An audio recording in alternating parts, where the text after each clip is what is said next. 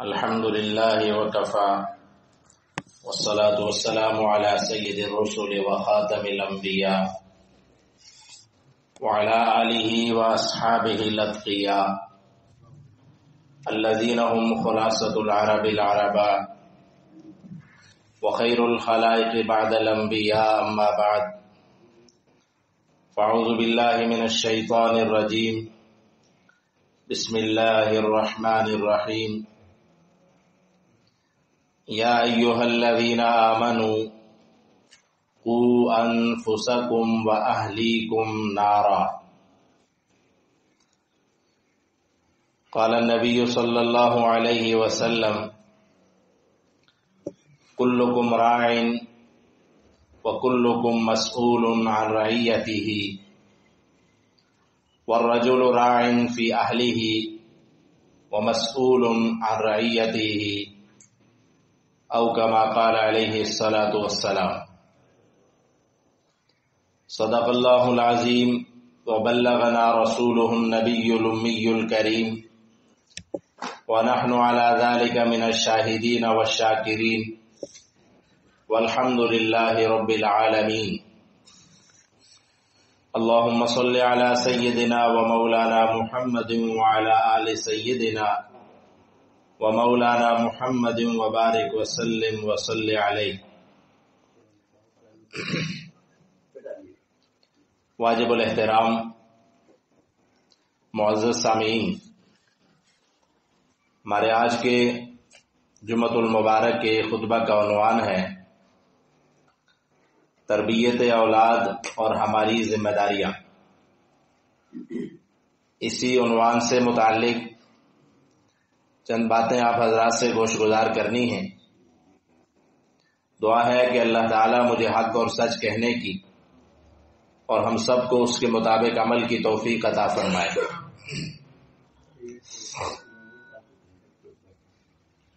اللہ رب العالمین نے انسان کو بے شمار نعمتوں سے نوازا ہے۔ بہت ساری نعمتیں ہیں جنہیں ہم شمار میں ہی نہیں لا سکتے۔ ان ساری نعمتوں میں سے ایک نعمت اولاد کا ملنا ہے۔ اولاد اللہ تعالیٰ کی بہت بڑی نعمت، بہت بڑی عطا اور بہت بڑی دین ہے۔ جس طرح اللہ تعالیٰ نے ہر نعمت کے متعلق انسان کو کچھ ذمہ داریاں بھی عطا کی ہیں، اسی طرح اولاد کے متعلق بھی انسان پہ بہت ساری ذمہ داریاں اللہ رب العالمین نے ڈالی ہوئی ہیں۔ جو انسان ان ذمہ داریوں کو پورا کرتے ہوئے اپنی اولاد کی صحیح تعلیم و تربیت کرتا ہے، وہ انسان کامیاب انسان کہلاتا ہے۔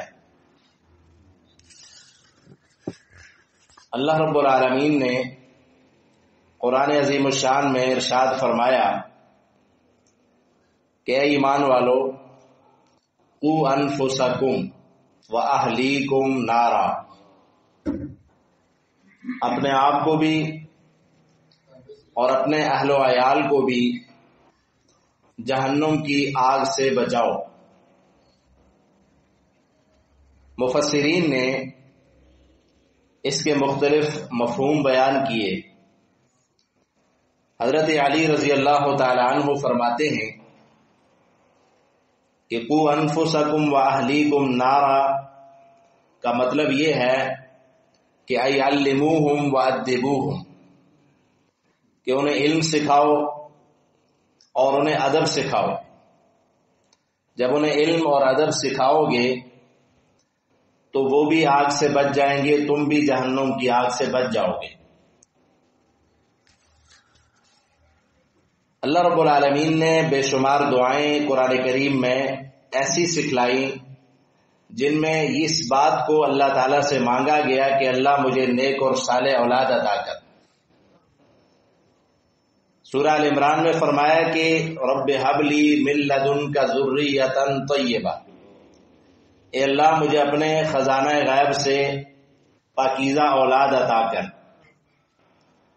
اور ایک جگہ یوں ارشاد ہوا کہ رب اوزعنی ان اشکر نعمتک التی انعمت علی وعلی والدی وان اعمل صالحا ترضاہ واصلح لی فی ذریتی، کہ اللہ میری اولاد کی اصلاح فرما.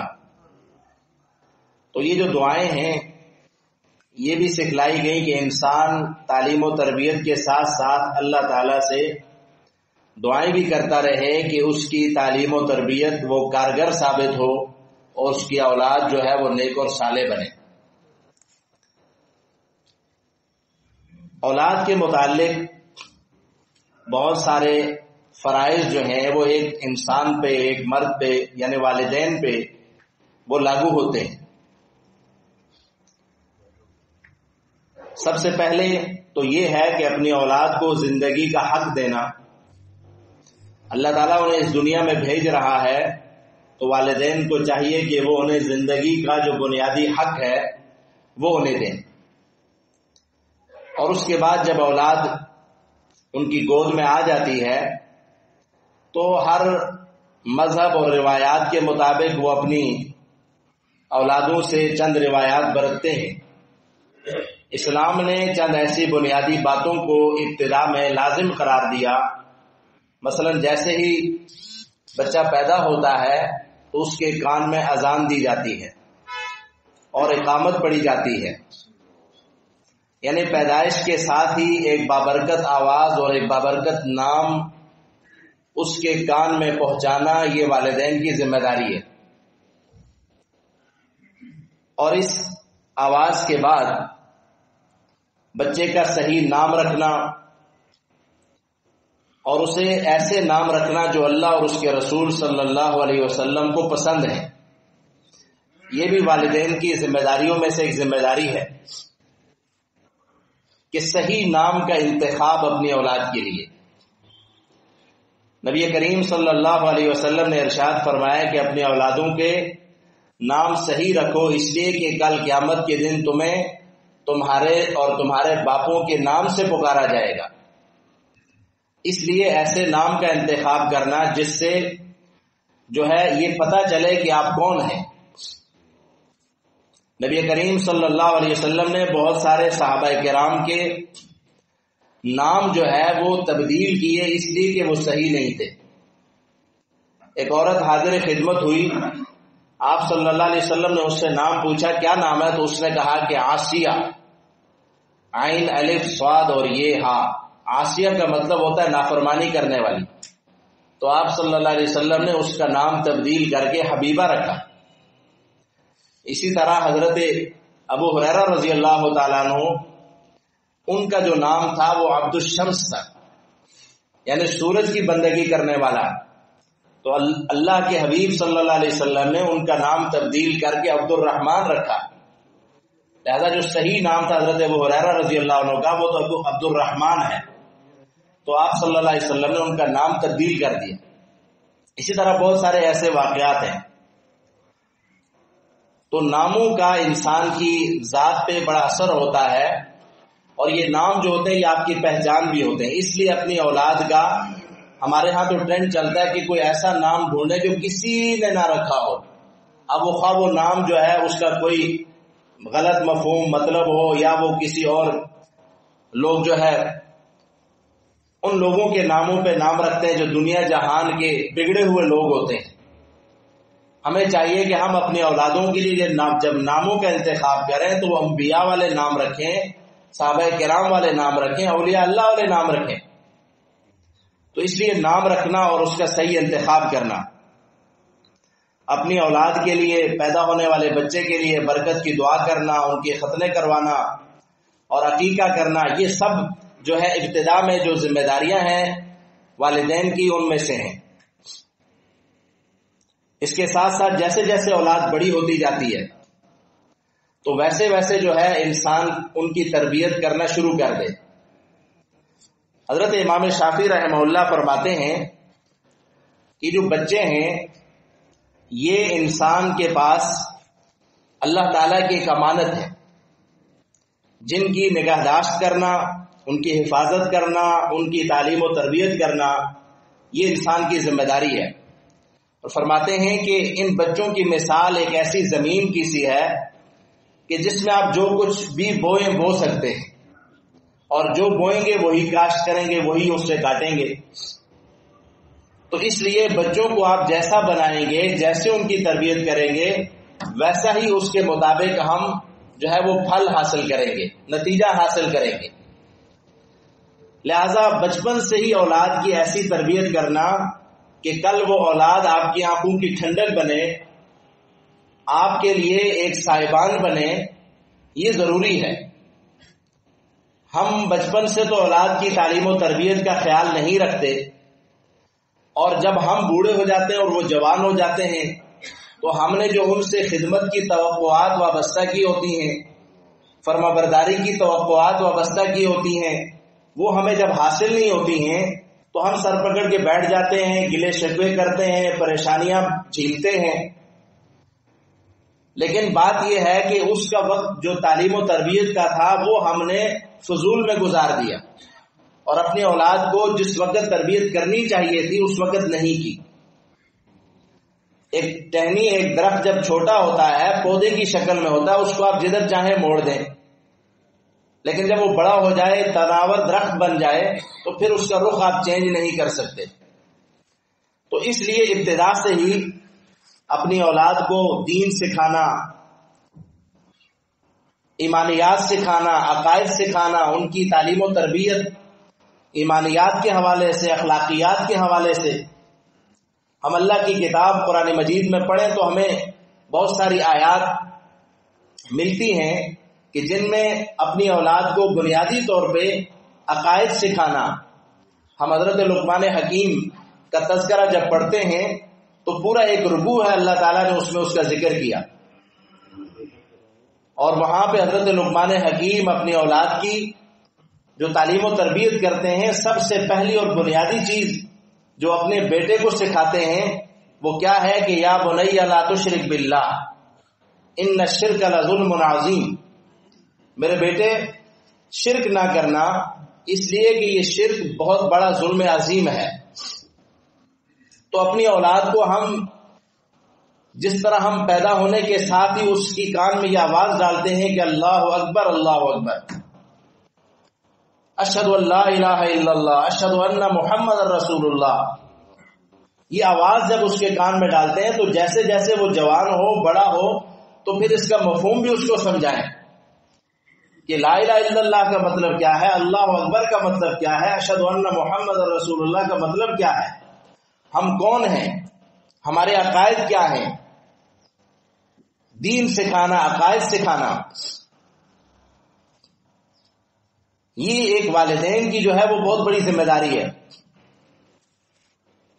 بنیادی تعلیم جب اپنی اولاد کو ہم دیں تو اس تعلیم کے یعنی بچے کو جب ہم داخل کرتے ہیں تو اس وقت بھی ہم سوچیں کہ ہم اس کو کس نہج پہ اور کس طریقے پہ ڈال رہے ہیں، کون سی تعلیم ہم اس کے لیے ضروری سمجھتے ہیں۔ تعلیم کا میدان سلیکٹ کرتے وقت، ادارہ سلیکٹ کرتے وقت ہم یہ ساری چیزیں دیکھیں کہ کہیں ایسا نہ ہو کہ میں بچے کو تو تربیت اور تعلیم کے لیے بھیجوں اور وہ بگڑ کر واپس آ جائے۔ اس لیے تعلیمی میدان بچے کے لیے قرآن کریم کی تعلیم اس کو سکھانا، جیسے وہ بولنا شروع کر دے اس کی زبان پہ کلمہ طیبہ جو ہے اس کو جاری کرنا، لا الہ الا اللہ کو سکھانا۔ ہم دیکھتے ہیں کہ بہت سارے لوگ جو جس فیلڈ سے تعلق رکھتے ہیں تو وہ جیسے ان کی اولاد تھوڑی سی شعور میں آ جاتی ہے تو وہ ان کو اپنی وہی فیلڈ سکھانا شروع کر دیں۔ کوئی کرکٹر ہے تو وہ اس کو کرکٹر بنانے کی کوشش کرتا ہے، اداکار ہے تو اس کو وہ چیزیں سکھاتا ہے جو بھی ہے۔ لیکن ایسا نہیں ہے، اگر آپ خود غلط راستے پہ چل پڑے ہیں تو آپ اپنی اولاد کو کیوں برباد کر رہے ہیں؟ اپنی اولاد کو سب سے پہلے اللہ کا دین سکھائیں، اس کی زبان سے اللہ کا قرآن جو ہے وہ جاری کروائیں، اور اپنی اولاد کو قرآن سکھانا، اور وہ بھی مسجد میں آ کر اس کو سکھانا، اللہ کے گھر میں بھیجنا، وہاں بٹھا کر اس کو قرآن کی تعلیم دینا، تاکہ وہ صرف قرآن نہ پڑھے بلکہ اللہ کے گھر کے ساتھ بھی اس کا رشتہ اور تعلق جو ہے وہ مضبوط ہو۔ محض الفاظ سکھانا یہ کوئی تعلیم نہیں ہے۔ اس لیے بچوں کو مسجد کے ساتھ جوڑنا، ان کو یہ ماحول پرووائڈ کرنا، یہاں آ کر مسجد میں بچہ جو ہے وہ صرف قرآن نہیں سیکھتا، وہ بہت کچھ سیکھتا ہے۔ تو یہ بہت ضروری ہے کہ اپنی اولاد کو مسجد کے ساتھ جوڑنا۔ سامعین محترم، اسی طرح بچوں کو اخلاقیات سکھانا، انہیں بڑے چھوٹے کا احترام سکھانا، خود بچوں سے پیار کرنا، شفقت والا معاملہ کرنا، اگر کوئی یتیم بچے ان کے سر پہ ہاتھ رکھنا۔ ایک شخص نبی کریم صلی اللہ علیہ وسلم کے پاس حاضر ہوا اور اس نے کہا کہ میرا دل بہت سخت ہے، یعنی مجھے بچوں کے ساتھ جو ہے وہ شفقت کرنے کا میری عادت نہیں ہے، دل کا بڑا سخت ہوں، سخت مزاج ہوں۔ تو آپ صلی اللہ علیہ وسلم نے اسے حل بتایا کہ یتیم کے سر پہ ہاتھ پھیرو، اللہ تمہارے دل کو نرم کر دے گا۔ نبی کریم صلی اللہ علیہ وسلم نے اپنے بچوں سے پیار کیا، محبت کی، شفقت کی۔ حضرات حسنین کریمین کو آپ صلی اللہ علیہ وسلم نے اور اس طرح حضرت زینب کے بچوں کو اور دیگر بچوں کو اپنے ساتھ بٹھاتے، کھانا کھلاتے، انہیں گود میں لیتے، انہیں چومتے، پیار کرتے۔ ایک صحابی تھے حضرت اقرا بن حابس تمیمی، قبیلہ بنو تمیم سے تعلق رکھتے تھے۔ انہوں نے دیکھا کہ آپ صلی اللہ علیہ وسلم حضرات حسنین سے پیار محبت کر رہے ہیں، تو وہ بڑے حیران ہوئے اور کہنے لگے کہ یا رسول اللہ صلی اللہ علیہ وسلم، میرے 10 بچے ہیں اور میں کبھی ان سے پیار نہیں کرتا۔ تو آپ صلی اللہ علیہ وسلم نے ایک حدیث میں آتا ہے ان سے فرمایا کہ من لا یرحم لا یرحم، جو کسی پہ رحم نہیں کرتا اس پہ رحم نہیں کیا جاتا۔ اور ایسے بہت سارے لوگ جو ہے نا شکایات کرتے ہیں۔ مجھے ایک ایسے نوجوان بچہ عالم دین، اس نے مجھے کہا کہ میں آج بڑا خوش ہوں۔ میں نے کہا وجہ؟ کہنے لگا آج میرے والد نے مجھے بیٹا کہہ کے پکارا۔ یعنی کہ اتنے سخت مزاج کے کہتے ہیں وہ کبھی ہم سے نرم لہجے میں بات نہیں کرتے۔ تو ہم گھر میں اپنی اولاد کو پالتے ہیں، ہم کو غلام تو نوکر تو نہیں پالتے۔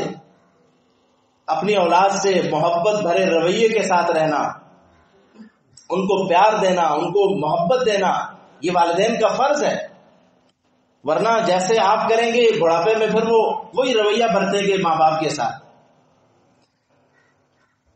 تو اپنی اولاد کو ان کے سامنے، اور سب سے بڑی چیز جو تربیت میں جو بڑی اہم چیز ہے، ایک یہ ہے کہ ہم ان کو جیسے اسکول میں، کالج میں یا مدرسے میں لیکچر دیتے ہیں، وہ لیکچر دیا، بچوں کو بٹھایا اور ان کو کہا کہ بیٹا یہ صحیح ہے، یہ غلط ہے، یہ بھی بہت اچھی بات ہے اور اس طرح کرنا یہ ہماری ذمہ داری بھی ہے۔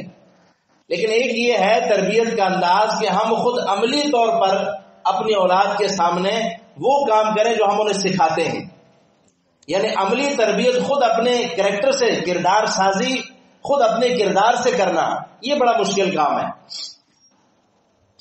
ہم چاہتے ہیں کہ ہمارے بچے سچ بولیں، تو ہم اپنی اولاد کے سامنے سچ بولیں، ہم انہیں جھوٹ نہ سکھائیں۔ ہم سمجھتے ہیں، ہم چاہتے ہیں کہ ہماری اولاد امانت دار ہو، دیانت دار ہو، تو ہم اپنی اولاد کے سامنے امانت داری اور دیانت داری والا معاملہ کریں۔ ہم چاہتے ہیں کہ ہماری اولاد کسی کو گالیاں نہ دے، تو ہم اپنی اولاد کے سامنے کسی کو گالیاں نہ دیں۔ ہم چاہتے ہیں کہ ہماری اولاد اچھے اخلاق کا مظاہرہ کرے، لوگوں کے ساتھ اچھے رویے سے پیش آئے، تو اپنی اولاد کے سامنے ہم بھی دوسروں کے ساتھ ایسے ہی رویے سے پیش آئیں۔ ہم چاہتے ہیں کہ ہماری اولاد کے ساتھ ہر کوئی اچھا رویہ برتے، ان کے ساتھ اخلاق سے، پیار سے بات کرے، تو ہم اپنی اولادوں کے سامنے دوسروں بچوں سے بھی پیار محبت سے بات کریں، دوسروں کے بچوں کو نہ دھتکاریں۔ تو بہت ساری چیزیں ہیں۔ ہم چاہتے ہیں ہمارے بچے نمازی بنے اور ہم خود نماز نہ پڑھیں، ہم ہفتے بعد ایک جمعہ کے لیے آ جائیں، تو ہماری اولاد کے ذہن میں بھی یہی بات بیٹھے گی کہ شاید ایک جمعہ ہی ہفتے میں لازمی ہے، جمعے کو ہم نے مسجد جانا ہے اور باقی دنوں میں مسجد جانا ضروری نہیں ہے۔ تو ہم نے اپنے زبان سے تو ان کو کہا کہ نماز پڑھو، لیکن عمل سے ہم نے انہیں یہی باور کروایا کہ صرف ہفتے بعد ایک جمعہ پڑھنا ضروری ہے۔ حضرت سید عطا اللہ شاہ بخاری رحم اللہ کہتے تھے کہ نمازی جو ہوتے ہیں کچھ 68 کے ہوتے ہیں، کچھ 8 کے ہوتے ہیں، کچھ 360 کے ہوتے ہیں۔ تو 68 کے نمازی جو ڈیلی 5 نمازیں بر وقت جماعت کے ساتھ پڑھتے ہیں، 8 کے وہ جو جمعہ پڑھتے ہیں، اور 360 کے وہ جو سال بعد عید پڑھنے آ جاتے ہیں، اور اس دن بھی پھر عید کی نماز کا طریقہ نہیں آتا اور دائیں بائیں دیکھ کے اپنے نماز کو بھی خراب کر بیٹھتے ہیں۔ تو اپنی اولاد کو جو ہے عملی تربیت ان کے سامنے خود اپنا کردار پیش کرنا، اگر اس طریقے سے ہم اپنی اولاد کی تربیت کریں گے تو انشاءاللہ آنے والے وقتوں میں، اور ایک اور بات کہ اگر ہم چاہتے ہیں کہ ہماری اولاد ہماری خدمت کرے، فرما برداری کرے، ہمارا کہا مانے، تو ان کے سامنے ہم اپنے والدین کے ساتھ وہی رویہ برتیں۔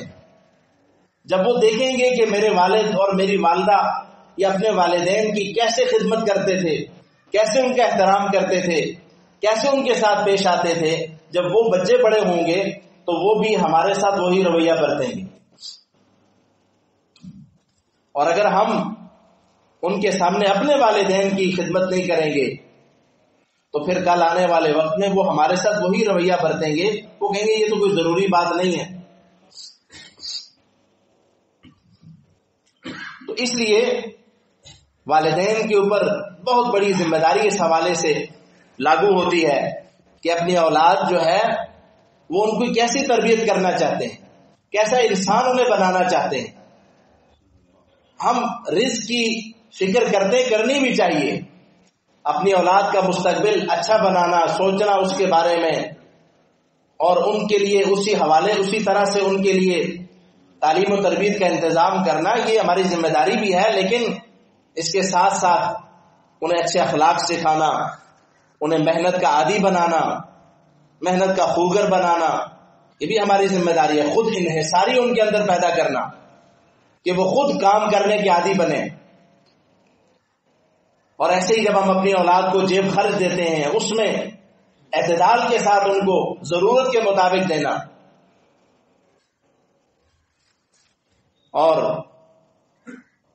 آج کے زمانے میں بڑی اہم چند چیزیں ہیں، وہ یہ کہ ہم اپنی اولاد کی مصروفیات پہ نظر رکھیں، ان کی جو سوسائٹی بن رہی ہے اسکول میں یا کالج میں یا یونیورسٹی میں، اس کو دیکھیں کہ یہ کیسے لوگوں کے ساتھ ان کا اٹھنا بیٹھنا ہے۔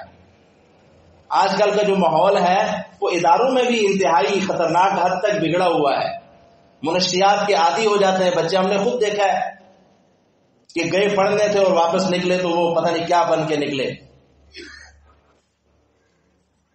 تو ہر جگہ پہ اچھے لوگ بھی ہوتے ہیں، اداروں میں بھی، جہاں آپ کام کرتے ہیں وہاں بھی، ہر جگہ ہوتے ہیں۔ تو ایسے لوگوں سے بچنا، اچھی صحبت اختیار کرنا، اپنی اولاد کو بھی ان کی اس جو ہے مصروفیات پہ، ایکٹیویٹیز پہ نظر رکھنا کہ ایسا نہ ہو کہ وہ بگڑ جائے، اور جن کے ساتھ ہم نے بڑی بڑی توقعات وابستہ کی تھی وہ کل انتہائی حد تک بگڑ کے ادارے سے باہر آئیں۔ ان کی مصروفیات پہ نظر رکھنا۔ آج کل بچے موبائل فون استعمال کرتے ہیں، کوشش کرنا کہ ان کو گاہے بگاہے نگرانی کرنا، یہ کیا دیکھ رہے ہیں، کیا سن رہے ہیں، اس کے اثرات ان کے جو ہے اوپر پڑے، اگر غلط پڑ گئے خدا نخواستہ تو اس کے ذمہ دار ہم ہوں گے۔ اس لیے اللہ کے حبیب صلی اللہ علیہ وسلم نے فرمایا کہ کلکم راع وکلکم مسئول عن رعیتہ، تم میں سے ہر شخص ذمہ دار ہے اور ہر ایک سے اس کی ذمہ داری کے بارے میں پوچھا جائے گا۔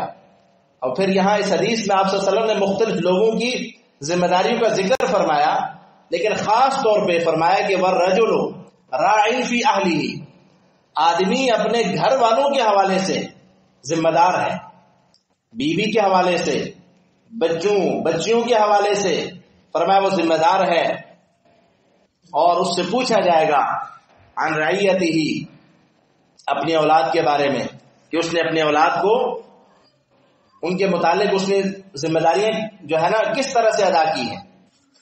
سامعین محترم، نبی کریم صلی اللہ علیہ وسلم، حضرت ابن عمر رضی اللہ تعالیٰ عنہ ایک شخص سے کہنے لگے کہ ادب ابنک، کہ اپنی اولاد کو، اپنے بیٹے کو ادب سکھاؤ۔ فإنك مسئول عن ولدك ماذا أدبته وماذا علمته، کہ تم سے پوچھا جائے گا اپنی اولاد کے بارے میں کہ تم نے انہیں کیا سکھایا، ماذا ادبتہ، انہیں کیا ادب سکھایا اور کیا انہیں علم سکھایا۔ اور یہ ادب سکھانا، یہ نبی کریم صلی اللہ علیہ وسلم نے ایک حدیث میں فرمایا کہ ما نحل والد ولدا من نحل افضل من ادب حسن، آدمی جو بھی چیز اپنی اولاد پہ خرچ کرتا ہے، جو کچھ بھی اپنی اولاد کو تحفہ دے، اس میں سب سے بڑا تحفہ یہ ہے کہ اپنی اولاد کو اچھا ادب سکھا دے۔ اور ایک حدیث میں ارشاد فرمایا لَأَن يُؤَدِّبَ الرَّجُلَ وَلَدًا خَيْرٌ لَهُ مِنْ أَن يَتَصَدَّقَ بِصَاعٍ، ایک طرف آپ کو صدقہ کرنے کی ضرورت ہو، اور ایک سا اس زمانے کا بڑا پیمانہ ہوتا تھا، اور ایک طرف آپ کو اپنی اولاد کو ایک ادب کی بات سکھانا، فرمایا صدقہ سے زیادہ ضروری ہے کہ اپنی اولاد کو وہ ادب کی اور دین کی اور اخلاق کی بات سکھاؤ۔ اور اسی طرح جب اولاد جوان ہو، پڑھ لکھ جائے، تعلیم و تربیت ہر زمانے میں اور ہر وقت میں اولاد کے ساتھ مختلف رویے برتنے کی ضرورت ہے۔ ایسا نہیں ہے کہ بچپن میں ہم اسے مار کے کوئی چیز سکھاتے تھے تو جب بڑا ہو گیا، جوان ہو گیا، تو اس کی بیوی بچوں کے سامنے بھی ہم اس کو ڈانٹنا شروع کر دیں اور اس کو مارنا شروع کر دیں۔ بہت سارے لوگوں کے یہ رویے ہوتے ہیں۔ ایک وقت ہوتا ہے، جیسے حضور نے فرمایا کہ بچہ 7 سال کا ہو نماز سکھاؤ، 10 سال کا ہو جائے نماز نہ پڑھے تو اس سے سزا دو۔ اب وہ 30-32 کا ہو گیا اور آپ ڈنڈا لے کے اس کے پیچھے بیٹھ جائیں گے، وہ کبھی آپ کا فرما بردار نہیں ہوگا۔ اس لیے ایک موقع ہوتا ہے، ایک وقت ہوتا ہے سختی کرنے کا، ایک وقت ہوتا ہے سکھانے کا، اور ایک وقت ہوتا ہے پھر اس سیکھے ہوئے سے پھل اٹھانے کا۔ تو ہم اس وقت ہمیں خیال آتا ہے جب اس سے ہم نے نتیجہ لینا ہوتا ہے، ہم اس وقت تربیت شروع کرتے ہیں۔ اولاد جب جوان ہو جائے، ان کے لیے ان کا نکاح کرنا، اچھی جگہ پہ ان کے لیے بہتر رشتوں کا انتخاب کرنا، یہ بھی والدین کی ذمہ داری ہے۔ نبی کریم صلی اللہ علیہ وسلم نے فرمایا کہ تنکح المرأۃ لأربع، کسی بھی عورت سے 4 وجوہات کی بنا پہ نکاح کیا جاتا ہے، لمالہا ولحسبہا ولجمالہا، یا تو اس کا مال دیکھا جاتا ہے، یا اس کا حسب و نسب دیکھا جاتا ہے، یا اس کا حسن و جمال دیکھا جاتا ہے، یا اس کا دین دیکھا جاتا ہے۔ تو آپ صلی اللہ علیہ وسلم نے فرمایا کہ فاظفر بذات الدین، کہ تم دین والی کا انتخاب کر کے اپنے آپ کو کامیاب بناؤ۔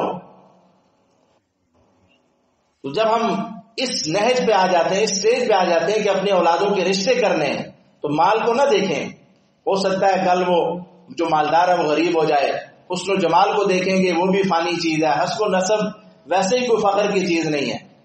جو دین ہے یہ دیکھیں، تاکہ ہم اپنی اولادوں کی جو بنیاد ہے، اپنے خاندانوں کی جو بنیاد ہے، وہ صحیح طریقے پہ رکھیں۔ آج رشتے کرنے میں بھی مال کو، اسٹیٹس کو دیکھا جاتا ہے، اور پھر جب مہر رکھتے ہیں تو اس میں بھی پیسے اور جناب بہتات اس کی اور ڈیمانڈز اور جہیز اور یہ سب چیزیں، اور جب وہ کہیں کم ملتی ہیں یا تو اس کے مطابق نہیں ہوتی ہیں تو پھر جو ہے لڑائیاں، جھگڑے، فسادات اور بات کہاں کہاں تک پہنچ جاتی ہے۔ تو ہم نے خود اپنی سوسائٹی کو، اپنے معاشرے کو خراب کیا ہوا ہے۔